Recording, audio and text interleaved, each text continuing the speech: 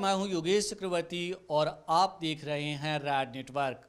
जैसा कि आप सभी जानते हैं कि अगले कुछ महीने बाद बिहार में विधानसभा के चुनाव होने हैं और बीजेपी वर्चुअल रैली कर इसका आगाज कर दी है और इसके विरोध में वाम दल भी पीछे नहीं रहा और इस वर्चुअल रैली के विरोध में वाम दल ने आज धिक्कार दिवस और विश्वासघात दिवस मनाया।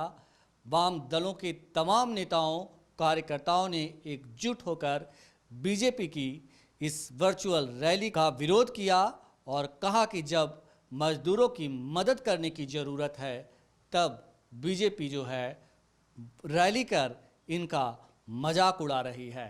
देखिए वाम दलों के नेताओं ने किस तरह से बीजेपी की वर्चुअल रैली का विरोध किया और क्या कुछ कहा इस रैली के बारे में। जिंदाबाद जिंदाबाद। 20 लाख करोड़ झूठ बोलना बंद करो, बंद करो, बंद करो। 20 लाख करोड़ झूठ बोलना बंद करो, बंद करो, बंद करो। आधी रैली नहीं, मजदूरों को रोजगार चाहिए, रोजगार चाहिए, रोजगार चाहिए। इनकलाब जिंदाबाद जिंदाबाद।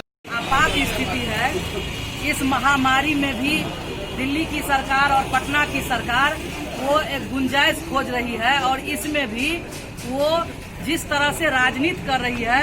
आपने देखा कि पिछले दिनों झूठ का जो ये ठेका ले रखा है, चाहे वो 20 लाख करोड़ का झूठ हो या बिहार सरकार का नौकरी देने का वादा हो, ये सारा का सारा झूठ साबित हो रहा है। क्योंकि उन्हीं के सरकार के अंदर जो पुलिसिया विभाग है उनके यहाँ से एक चिट्ठी रिलीज हुआ है और सभी जिला भेजा गया है और कहा गया है कि हम तो इतने को नौकरी दे नहीं सकते हैं, तो जिला में वो लूट मार होगा और जो गलत होगा उसको आप देखिए। हमारा ये कहने का मतलब है कि यह सरकार अपनी जिम्मेवारी से पीछे हट रही है।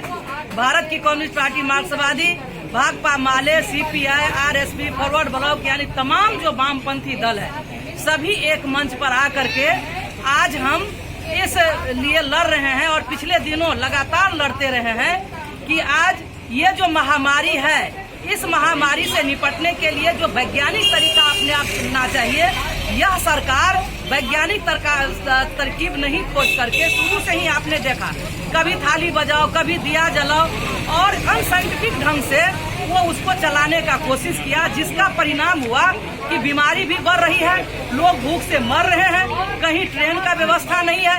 100 से अधिक महिला ट्रेन के अंदर अपने बच्चा को जन्म दिया है। आज उनकी किस तरह की दुर्दशा हो रही है हम सभी देखते हैं। हम यही मांग करने के लिए आए हैं कि आज इस चुनौती भरी समय में जो अमित शाह वर्चुअल रैली बिहार के अंतर्गत कर रही है, ये चुनाव के बारे में सोच रही है, ये बहुत ही दुखदायी है, बहुत ही गलत है और ये अभी नहीं करके बल्कि प्रत्येक परिवार को जो 10 किलो अनाज अगले 6 महीना तक देना है उसकी गारंटी करनी चाहिए। 7,500 रुपया अगले 6 महीना तक तमाम इनकम टैक्स जो पे नहीं करते हैं उनको देना चाहिए। मनरेगा में 500 रुपया मजदूरी देना चाहिए। अभी राशन कार्ड जिनको नहीं बना है अविलंब उनको बनना चाहिए। तमाम जिनको कर्ज है, चाहे वो किसान हो या स्वयं सहायता समूह का हो, वो तमाम ऋण माफ होना चाहिए। शहरी इलाके में भी काम मिलना चाहिए। घरेलू दाई की जो काम करती थी उनका काम छूट गया है, उनको भी 7,500 रुपया मिलना चाहिए। तो इन तमाम मांगों को लेकर के आज वाम दल और विपक्ष सड़कों पर है। मुझे उम्मीद है कि ये अमित शाह, नरेंद्र मोदी और बिहार की सरकार जिस तरह से ये डबल इंजन की सरकार इस बिहार की जनता को भ्रम में डालना चाहती है और झूठ के रास्ते पर झूठ का सहारा लेकर के फिर गद्दी हासिल करना चाहती है, बिहार की सरकार, बिहार की जनता माफ नहीं करेगी। आगे आने वाले दिनों में बिहार की जनता उसको जवाब देगी और इसी तरह से हम संघर्ष को आगे बढ़ाते रहेंगे।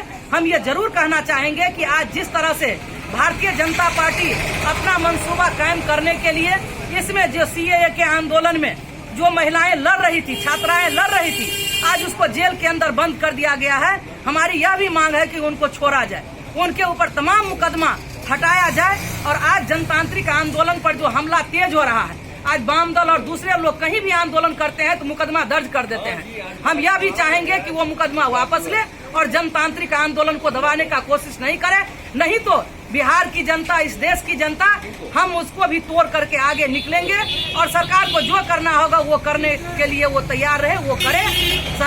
जनता आगे निकलेगी, यही कह करके मैं अपनी बात समाप्त करती हूं और ये उम्मीद करती हूं कि यह सरकार जनता की बात सुनेगी और जनता के मांगों